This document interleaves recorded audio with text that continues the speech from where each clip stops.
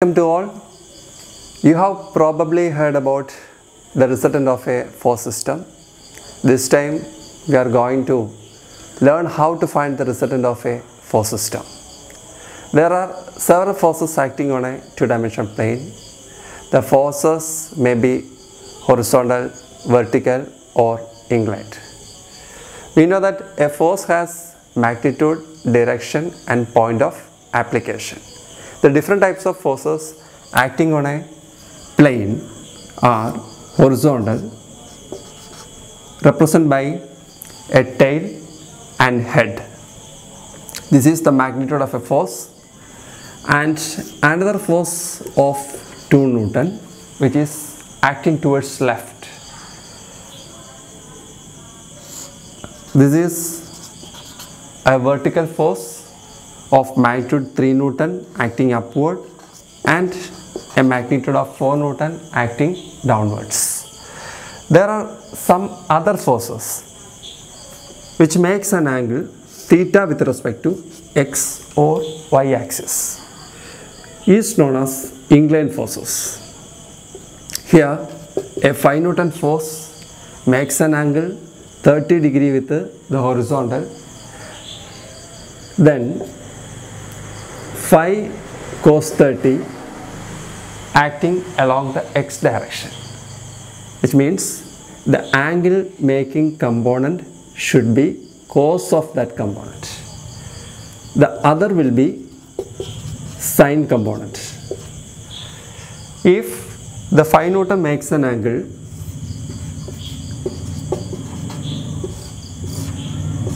(30° with the y-axis, 5 cos 30 acting along the y direction and 5 sin 30 acting along the x direction.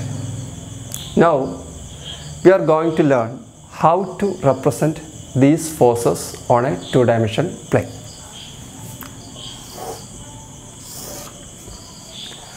The tail of the force should be kept on the origin. It is the origin of the plane, two-dimensional plane.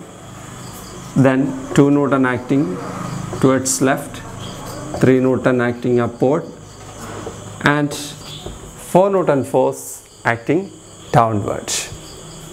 This is the first quadrant of the force system, second, third and fourth. The inclined force, the tail of the force should be kept on the origin of the plane.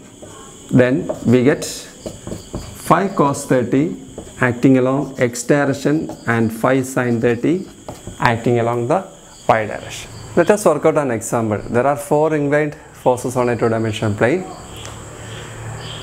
The inclined forces having 2 components, one along the x direction and the other along the y direction. The angle making force of 150 Newton should be the cos of that component, that is 150 cos 30 acting along x direction and 150 sin 30 acting along the y direction. Similar way, 200 Newton making an angle 30 degree with the x axis. The angle making component should be cos of that component.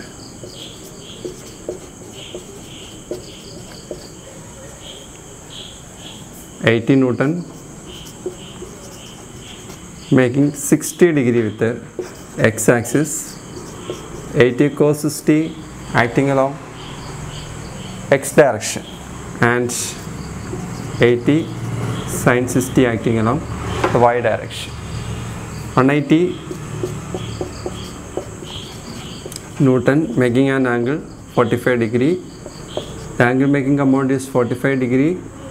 So 180 cos 45 acting along the x direction and 180 sin 45 acting along the y direction. Now we are going to find the resultant of the net force. The net force acting on the x line. This is the origin of the two-dimensional plane. two forces are acting towards right taken as positive and two forces acting towards left taken as negative. The net value will be 43.98 Newton. Positive signs shows that the net force acting on the x-line should be towards right. If this value is negative, the net force will be acting towards left. In the case of sigma Fy, upward forces are considered as positive and downward forces are considered as negative. The net force is minus 21.56. Negative signs shows that sigma Fy acting downward direction. If it is positive, it should be taken in the upward direction. The resultant of sigma Fx square plus sigma Fy square. Substituting the values, we get 48.98 Newton. Now we have to understand in which quadrant this resultant force will act. For getting this, consider x and y axis. The tail of the force should be kept on the origin of the plane.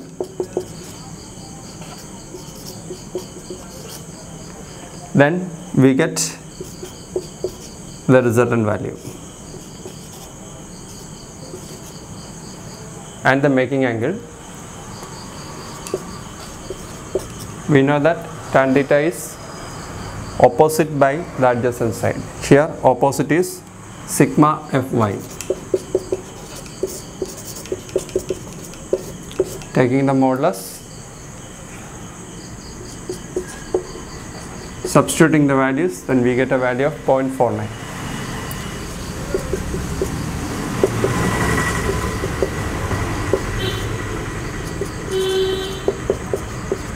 Then we get a value 26.17 degree with the x-axis. If we consider theta 1 here, then tan theta 1 is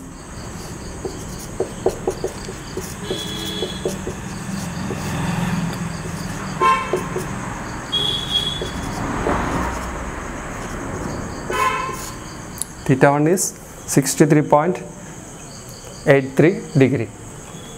From this we can understand one thing, that the total angle will be 90 degree. That is theta plus theta 1 is equal to 90 degree.